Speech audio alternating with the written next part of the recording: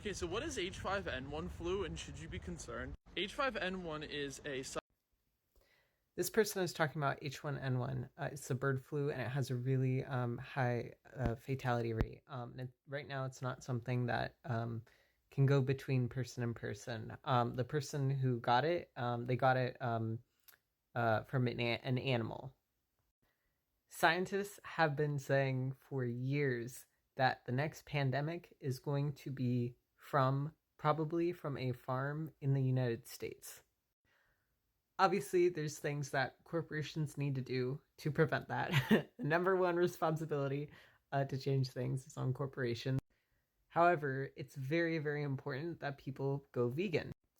This isn't just for pandemic issues, it's also for climate change. It's also for just animal rights.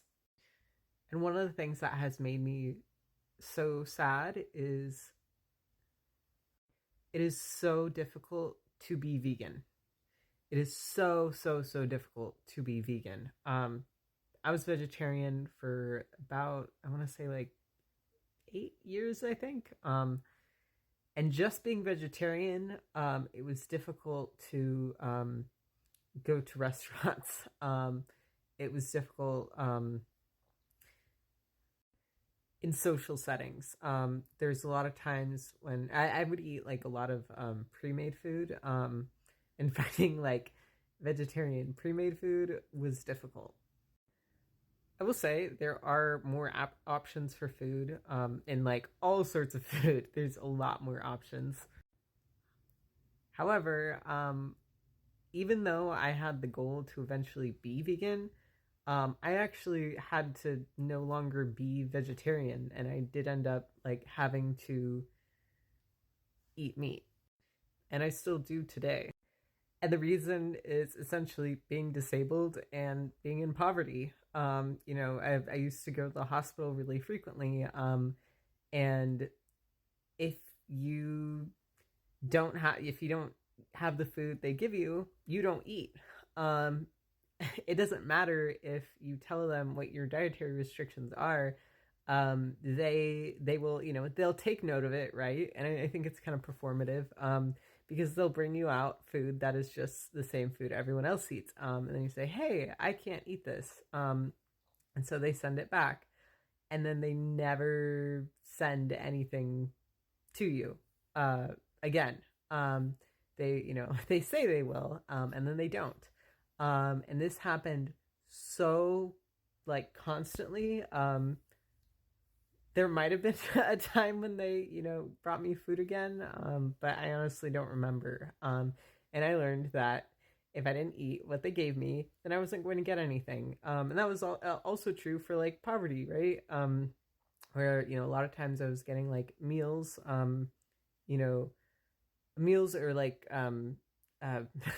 with it packaged food that like I cook later, like food bank stuff.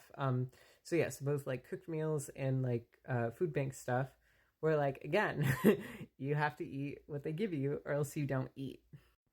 And I think it's like really, it's really devastating that we're like so many people are like forced to eat that stuff, because there are really so many homeless people that would be vegan if they had that option. Because I feel like a lot of people who are like in rough life situations will like care more about stuff like that. And yeah, it's so it's so aggravating. Another part of this too is propaganda. A while back, I live in a conservative community. A while back, someone sent like a meme. It was basically just like, it was along the lines of like, I eat meat to like piss off vegans. And like vegans, their messaging is really bad, like absolutely terrible. But also, I think if people like, justify eating meat with like vegans have bad messaging, like yeah, like what they say, like the things they say is wrong, but like someone saying wrong things shouldn't make you make a decision that's like not morally good. And by that, I mean like specifically meat from like factory farms. And also farms that contribute really heavily to climate change. And also this whole H5N1 thing, right? Like, you know, a vegan person with bad messaging who is like really just like oftentimes just like stressed out of their mind because this is stressful stuff isn't worse than like the consequences of eating meat. Like risking H5N1 to like show them, And like in some sense it almost like has no one's free until we're all free vibes because like obviously a lot of people don't know about H5N1 and the risk there. But if people cared about animals, then it wouldn't matter that badly. Obviously, like some people, there's certain medical conditions where people like do need to eat meat. But like if we as a society like decided like, hey, meat consumption of the average person is not ethical because of all these like huge issues that meat causes, we need to like change our diet and change our culture, like to be vegan. Back to the propaganda piece.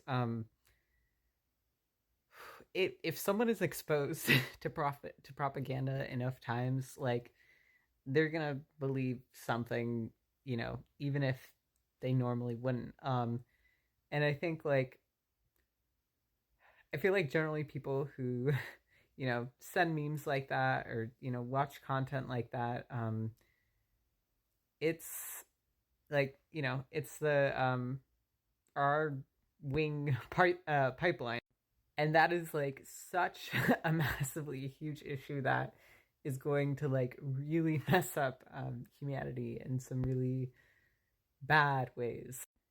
Right now, like we don't really have any like good solutions for that. I